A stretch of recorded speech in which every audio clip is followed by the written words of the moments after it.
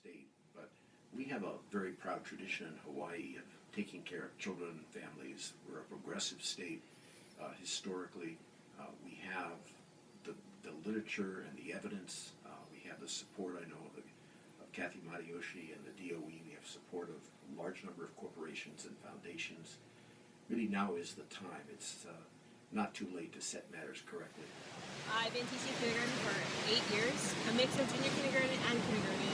And I think it's really important to have that early start with the challenging standards nowadays. And basically TV, iPods, and iPads are raising them. So it's really important for them to be in a social, emotional, kind of structured environment at this young age.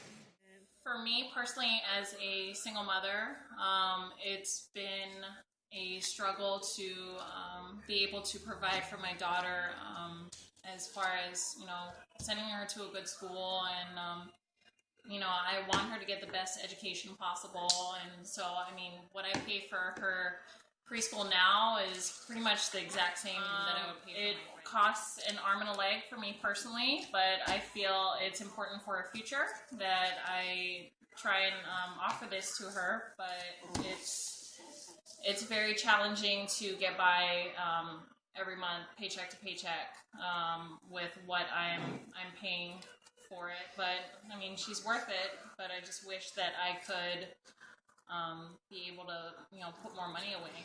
And one thing that we can see in these schools, which have converted to charter, but they're still public schools, has been the challenge of the entry-level kindergarten, first, second, and third graders who are unable to be at the same level. Get kids ready when they're young. Get kids in their brain developed by 5 years old. Let's get them fully prepared for what's ahead of them. And all the research shows a direct correlation to preschool, to third grade reading, into success in life. And it doesn't mean those who don't have that will not be successful, but you're not leveling the field. That the children are literally learning, and they're learning in a sense of establishing a foundation regarding their social emotional development. That is important, as an educator.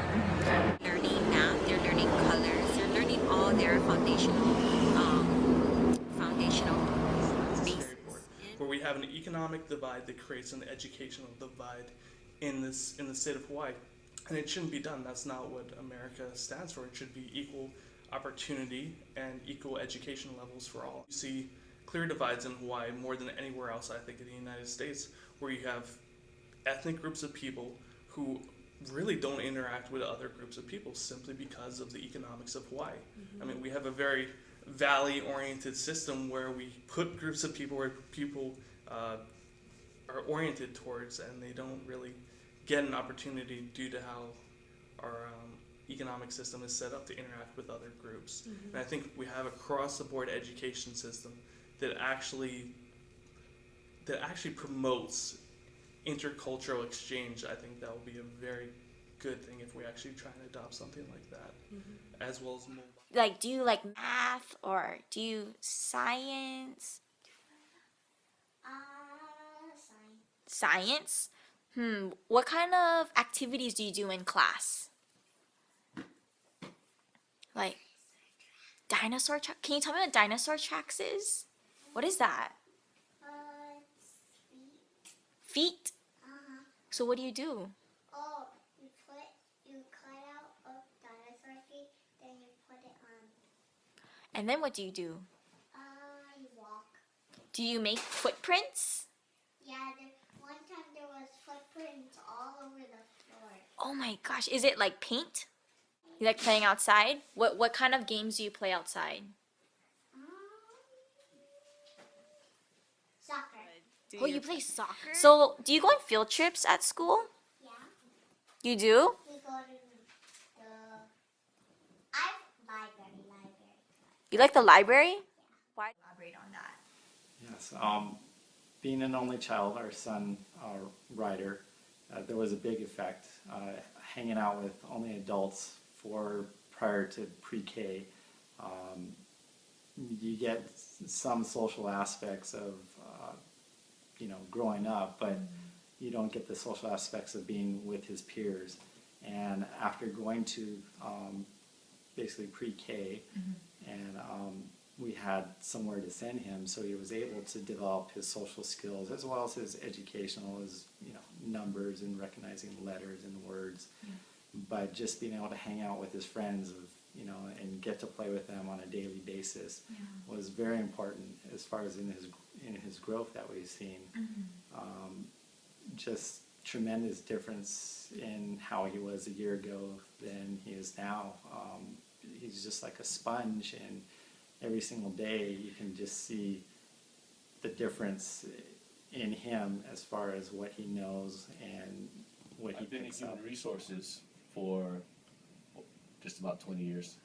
And in what I do, I see individuals who have made their way through the educational ranks, high school and sometimes college, and they're coming to us with for opportunities for work. And you can tell the difference between individuals who have committed themselves to education over time and those who haven't. And when you're 3, 4, 5 years old, you don't get to make that decision for yourself. When I was in preschool, I remember being taught to look at the world around me and to be observant. And I think this lays the foundation for critical thinking, which is a really important skill that taught me the value of education. And it's something that I have always emphasized in my work in supporting programs and outreach in the community for our young people, and in my work at our local level with our school. It gives children the ability to dream of a future and to have to build both the intellectual and human capital of our state, and that no dream is too small or too big.